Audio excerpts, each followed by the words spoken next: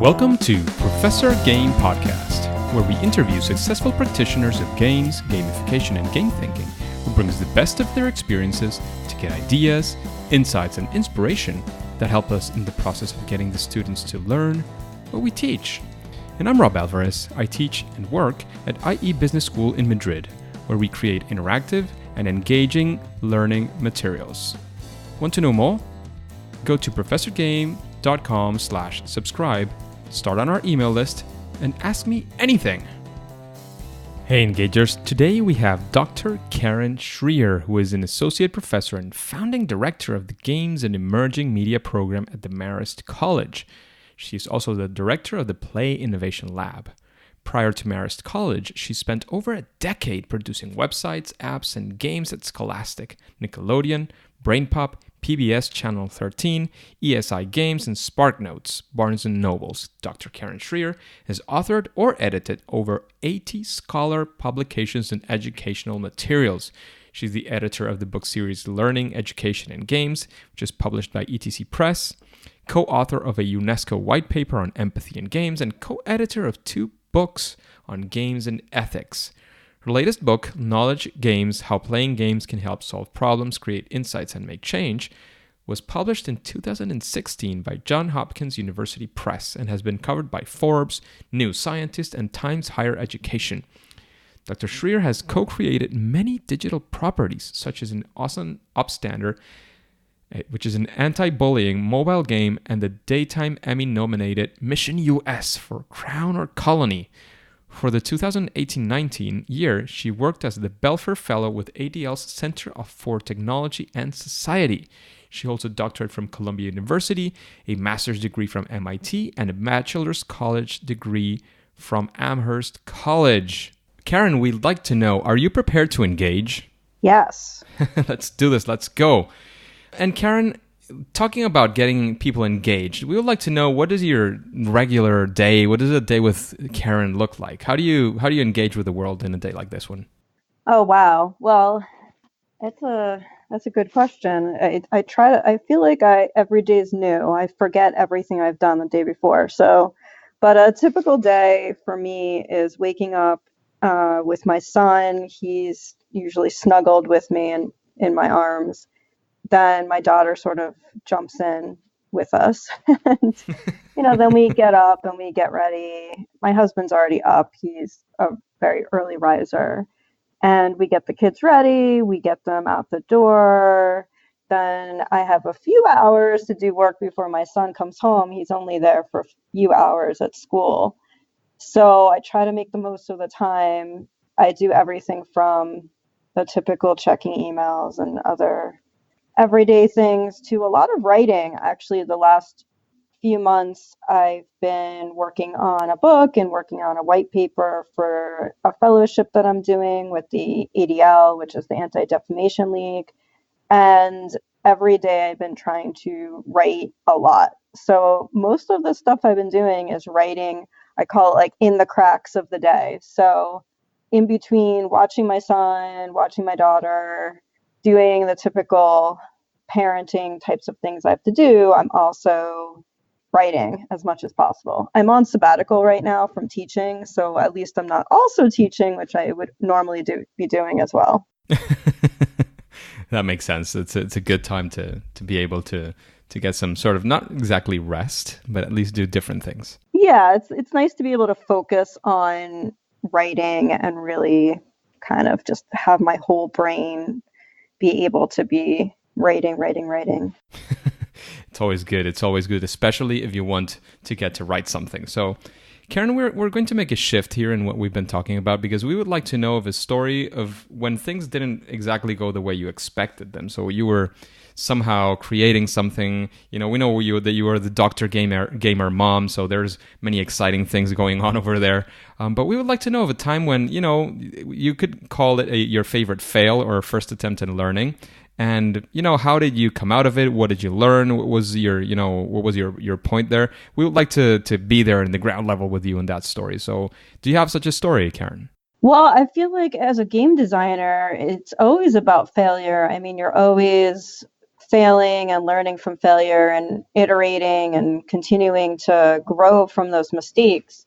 So I definitely focus on learning from failure in everything that I do. And that's how I teach too. That's definitely my approach to teaching. And you try different exercises or activities and hope that it works well with your students. And sometimes it fails. Sometimes you come up with an activity that just does not really fulfill student interests or just doesn't teach what you want it to teach, doesn't meet your educational objectives, and then you try again. You keep iterating and trying to make it better. But there's a lot of different ways. Like, for example, with the book that I'm writing right now, it's a book on using games to teach ethics and civics. I had proposed this book. I look back, the original proposal for this book was almost 10 years ago. And I finally found a home with it. It really wasn't that the book wasn't solid. It was really that the world almost had to change and grow and adapt and be ready for it. So a lot of times I think I'll write something and it's like 10 years before its time.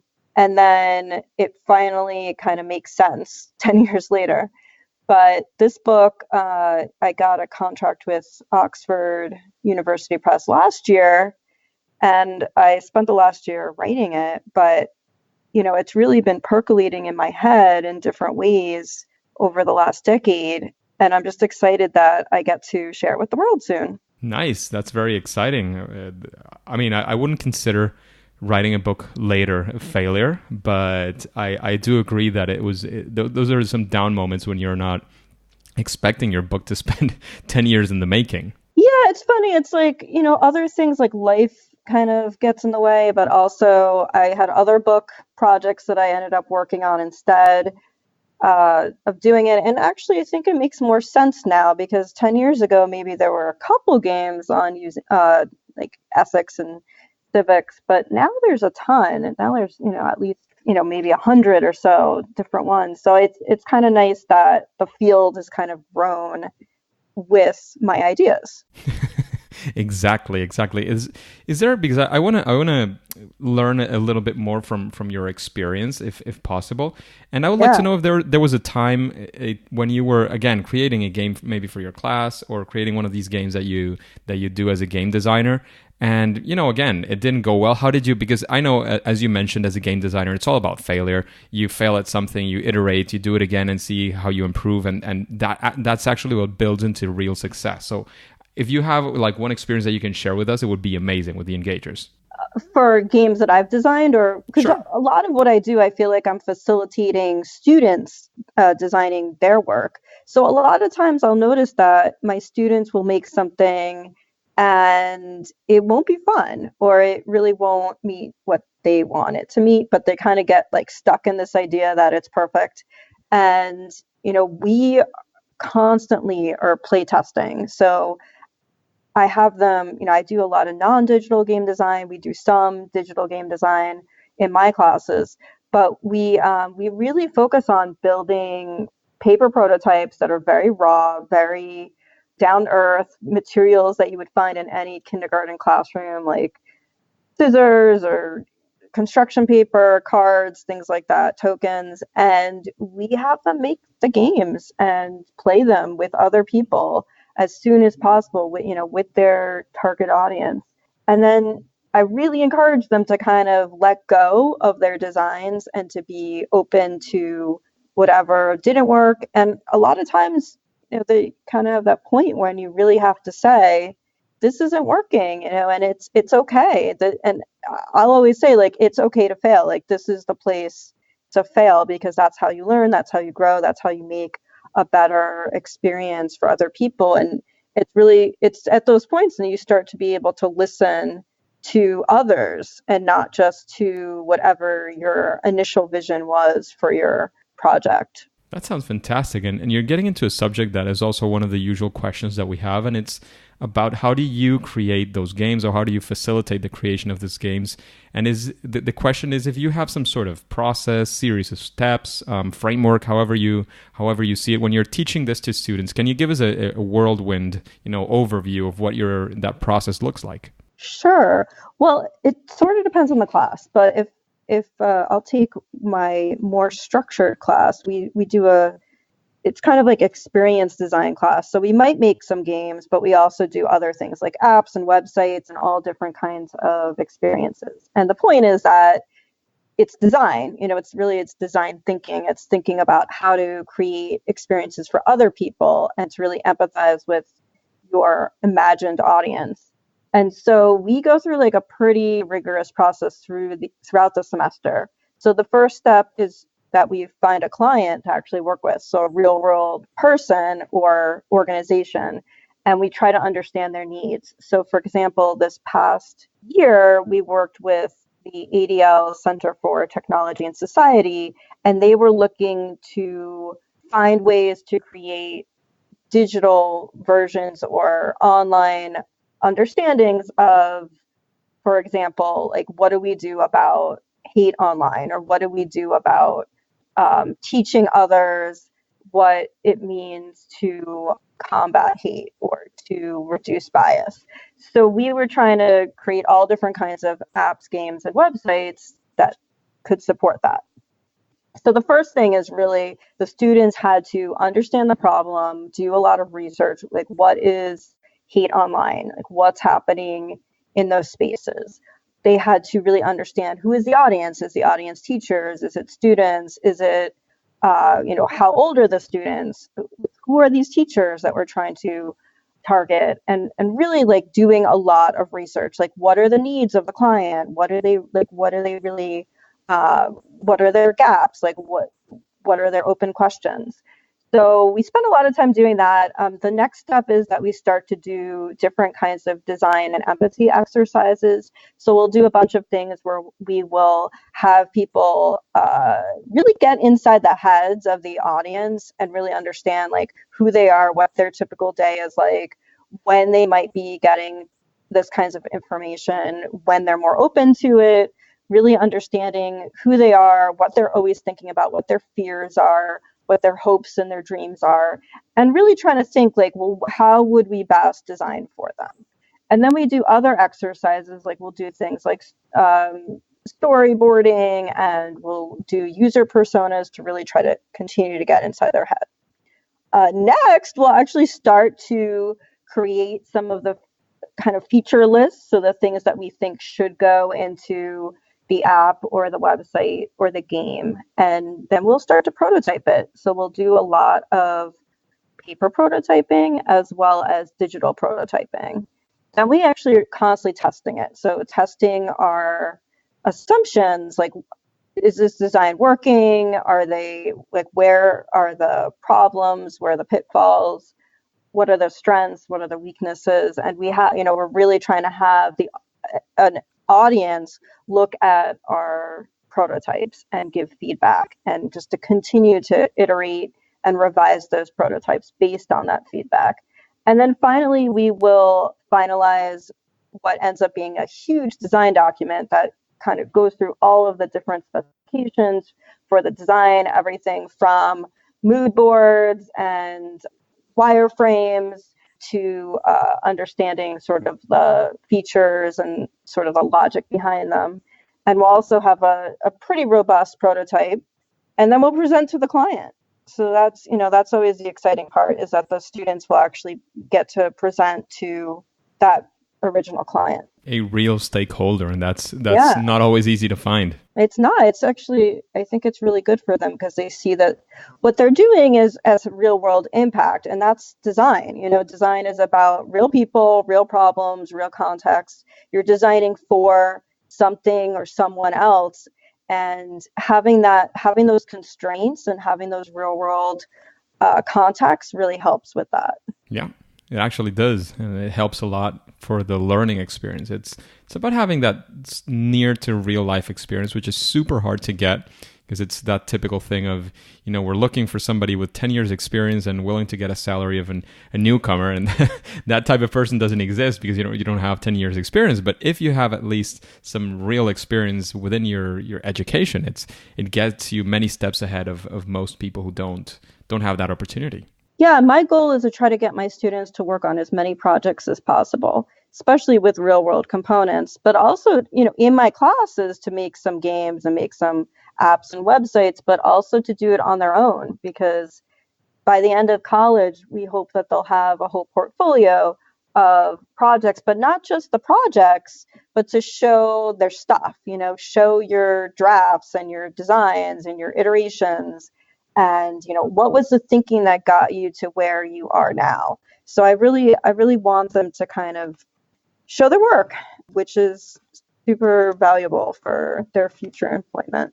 Yeah, makes sense. And now that we know your process, we would also like to know how maybe at the time you applied that process or those general principles that you have, or something else where you would say that you faced some interesting challenge or something that you were excited about, or your students, and it was actually solved using your game design abilities or superpowers, or your students. Wow, that's a great question. I mean, my students are always working on real world problems. So, for example, there was one local place around I teach at Marist College. It's a small regional university about 2 hours north of New York City in the United States. And we are in this beautiful area called the Hudson Valley. And so there's a lot of really amazing local organizations. So we've worked with all different places like the FDR Museum, Locust Grove, Salvation Army. We really try to work with different volunteer organizations. And one of the places that we worked with was called Lucky Orphans. And that is a horse farm where they pair horses with kids with special needs to help them grow and develop, and to have, different kinds of ways to relate to a horse might help them in growing in different ways themselves.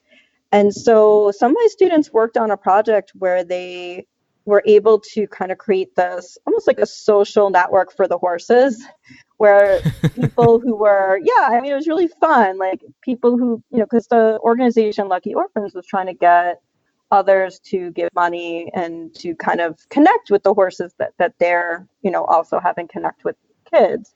And so they kind of created little profiles of the different horses, and it was a really fun project. And the organization ended up incorporating some of those ideas and made their, changed their website and changed how they approached, how they featured the horses online. So that was really exciting because it had like a real world impact that I think also has like a social impact as well. That sounds beautiful. That sounds like a very exciting project to have worked on and to have seen the whole impact that you and your students had over such an audience. Definitely. Just a quick break before we continue with this episode. If you've been enjoying this podcast, I would really appreciate if you share it with your friends and family and on social media. On Twitter and Instagram, it's at RobAlvarezB and the hashtag ProfessorGame, all one word. And in Facebook, you can find the Professor Game page. Thanks in advance for your engagement. So Karen, what would you say when creating games and using game design with purpose, especially, not because entertainment is fantastic. I think entertainment games as well are super useful for many things, but even beyond only entertainment games, what would you say is it maybe a best practice or an element that you would say that any project that's using all these design principles for games or game or design thinking that you were mentioning, something that you would always benefit from using, some sort of, like maybe a best practice we could call it? Sure. So I do write a lot about using games for quote unquote good. The thing about games and really about any type of medium or any experience is that it could be used for good or it could be used for not so good. And you sometimes don't really have control over how it's going to be used, because games, like other media, have an emergent, aspect to it, and communities emerge within and around them. and may use and talk about your game in ways that you did not expect, in good ways and maybe not so good ways. So just like games are products of humanity, humanity can have aspects of it that are amazing and inspiring and beautiful and connecting. And then they have aspects that are cruel and problematic and toxic in all different ways. So I would say the best practice is to really be mindful of that. Be mindful of the fact that any game could be used in all different ways, and it could be used in beautiful and magical ways, and also in problematic and toxic ways. So the way, there are kind of, like, you could say, a toolbox of design principles that I think about when I'm considering if I'm designing for something like ethics or civics. Things like role playing. Can you take on roles in a game? Is there a story that you can express through the game? Are you able to manipulate systems and variables to see how that system changes? Are you able to personalize the game in some way, customize your character? Are you able to express your identity and understand and explore your own identity as well as others' identities? Are you able to take on different perspectives? But games don't have to have this to be really powerful learning experiences or to be able to express goodness. And they could have those things. And a lot of games that are very evocative and support learning do have those kinds of elements, but that doesn't mean they have to. And they definitely don't have to have all of those elements.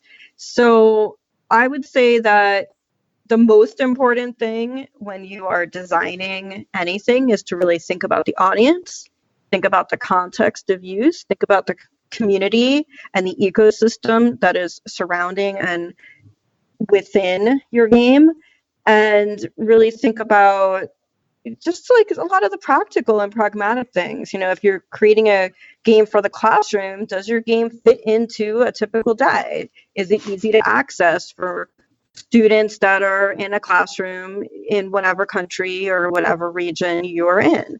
So a lot of it is really, you can apply that to almost any experience. I mean, you can apply that to any educational experience. Does it meet the goals that you want it to meet? Does it meet the audience's needs? Does it work within the classroom or within whatever educational space you're trying to put it in? And is this the system around it and within it working with the goals that you want it to meet? So, as long as you're mindful of those different things, I think, that's what matters.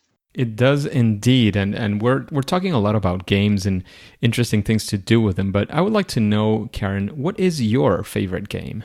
Oh, wow. So I joke a lot to my students that my favorite game is Fallout 3. I really like Fallout 4, and I like Fallout New Vegas. But this is kind of embarrassing, but I'm afraid to play Fallout 76 because I love Fallout so much that I don't want it ruined by playing it online with strangers. I tend to like games that are not connected to other people online, strangers. That's my preference. Maybe it'll change, but right now I'm good with, having my own, feeling like I am my own hero in my own world. But the last game that I played that I really, really liked was Red Dead Redemption 2. And that, that was like a month of my life of playing it, but very immersive and intense game. And that's a kind of an example of a game that could be used for maybe not the best purposes, and then also could be used for beautiful things.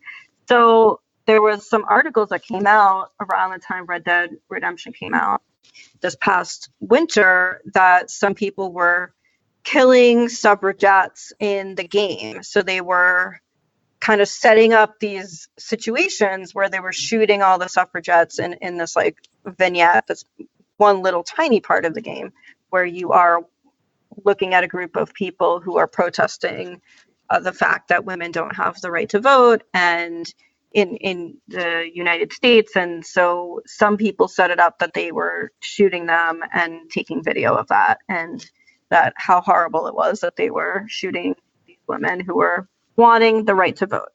So on one hand, that's a use that I'm sure the game designers were not expecting, and it is something that you can do in the game. On the flip side, part of the game is understanding a lot of these tensions that exist in and throughout American history. Things like, what does it mean to be free? Is it about being in a lawless society or in a very structured, lawful society? What are the tension between quote unquote civilized city folk and the frontier and the loss of the frontier in America and sort of an American spirit? Was that freedom? And those are things that maybe I have read about and maybe I had thought about a little bit, but I really hadn't experienced it firsthand, what that felt like to lose that sense of freedom for people who were kind of like the quote unquote cowboys and outlaws, and what that feels like, and how those themes really might also, those tensions might affect us today as a country. And by playing this game, it really kind of brought it home in a way that I had never felt it before, because I am a person who's, I haven't lived in the turn of the century, in the early 1900s, and I don't really know what that was like. I'm not an outlaw.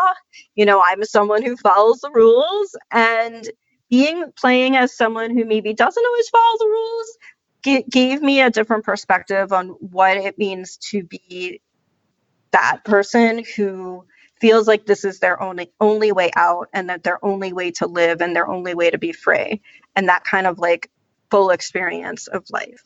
And so I think it was, for me, a very provocative game, and I think it helped me really understand American history in a way that I never had before, even though obviously it's fictionalized and it's, has a lot of inaccuracies, and there's obviously a lot of violence in the game. And, if my kids weren't really around, but if they ever even walked in the room when I was playing, they'd be like, "Don't shoot that person."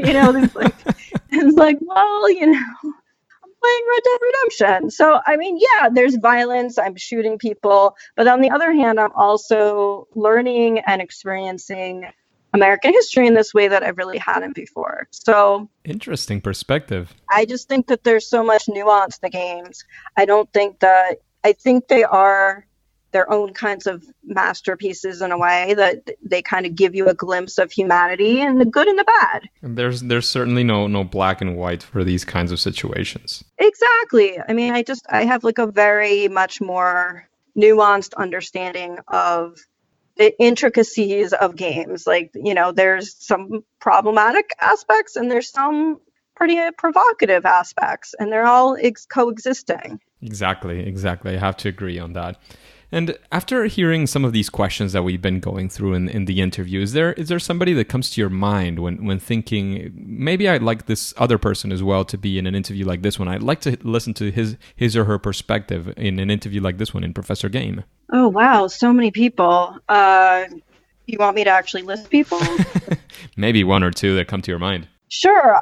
I mean, I think that there's a lot of people doing amazing things, like Doris Rouge is doing some amazing work with really thinking about what it means to change people and transform people through games. One of the things that Dr. Rouge talks about is, is it ethical to change people through a game when they maybe haven't agreed to be changed in that way, which I think is really profound. And yeah, which is amazing, right? And I think that, I really hadn't thought about it that way. I'm so used to thinking, yeah, we should be becoming more empathetic, or we should be taking on new perspectives.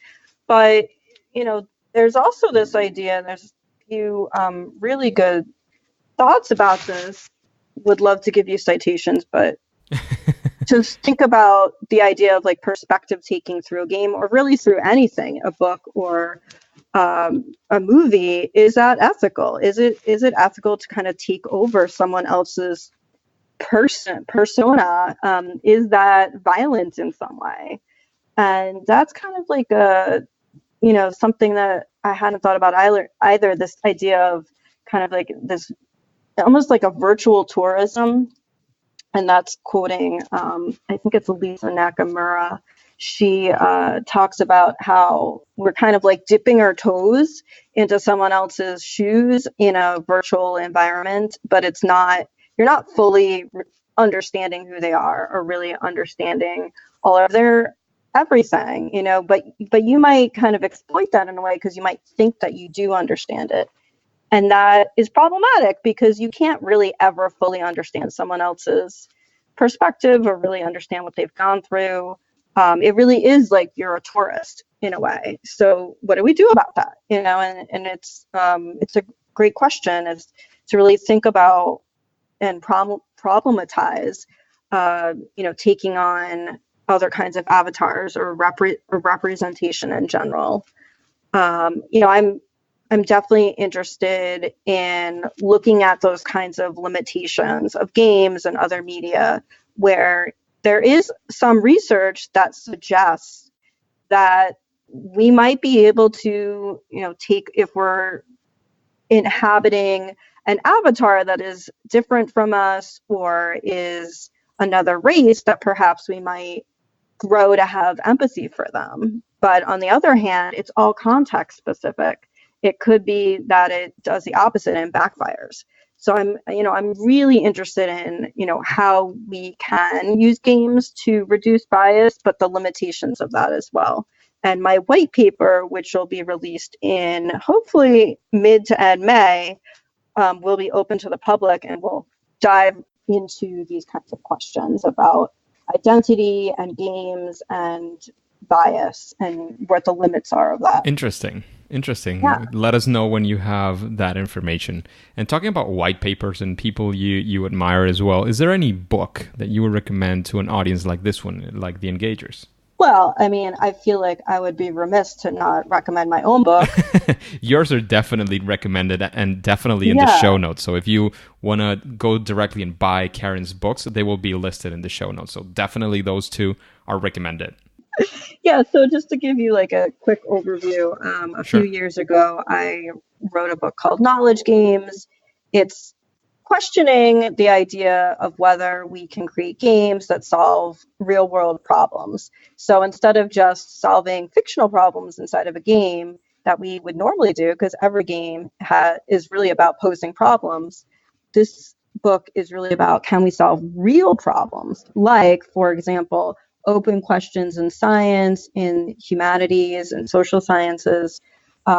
Games like Fold It, where we're working together to understand the structure of proteins and how they fold, or looking at games like Stall Catchers, where we are working together to understand Alzheimer's and solve those problems, and other games where we might be crowdsourcing data or analyzing data in different ways. But what I do is I try to problematize it too. So I kind of talk about how that's possible through a game, but also here are all the ethical implications of that, which I think speaks to not only games and how games might be problematic in creating new knowledge, but how all knowledge in some ways and how we create it is problematic. So that is what the book kind of dives into. And, that was a few years ago. The book that I'm working on right now is specifically for teachers and other educators like academics and obviously game designers as well, to understand how to use and design games for ethics and civics. But there's a ton of other books out there. There's a really great edited collection, Woke Gaming, edited by Kashona Gray and another person. There's a series of books on femininity and masculinity and games that I think seems really great. Shira Chess is doing some great work with feminism and games, and there's so many amazing collections. Sure, though those are great. I'm sure. To be honest, I haven't read them, but they sound pretty interesting. But those are great recommendations, I'm sure. Yeah, I mean, the boundaries haven't been pushed as much in the Games for Change area. So I'm wondering if maybe that's what I should be doing. Maybe I should be writing a book critiquing Games for That could Change a be little your more. next book, It could be Karen. it, yeah. So, Karen, what would you say is your superpower, your sweet spot when designing games? Oh, wow, my superpower. My superpower is probably listening. I feel like I practice empathy. I don't know if that's good or bad though. That the empathy is, there's a dark side to empathy, and then there's sort of like a good side to it. Sometimes you get too emotionally involved, and that could be a bad thing too. But I think that I try to be very attentive to my audience and to my players, and really adapting and thinking about their needs. And I think that is, to me, game design is very humanistic. I mean, there's definitely aspects of social science and math and, I mean, that's what I love about it, is that there's so many different perspectives that you can bring to game design. But I think ultimately it's about people and making something for someone else. And I think that's kind of my superpower, is that I really am thinking about who my audience is and what they need, and nurturing them and helping them grow, and helping them feel like they connect. And I think that is how I approach teaching, and it's how I approach writing, and it's how I approach research.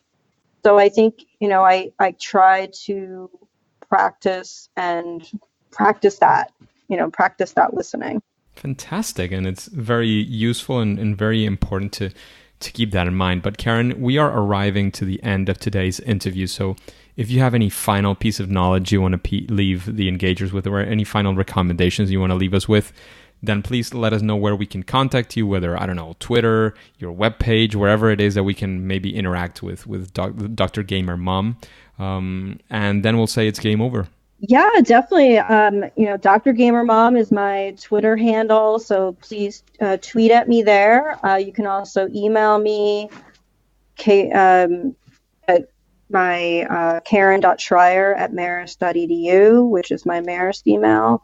You can, I don't know, you can say hi in all different ways. Check me out at a conference.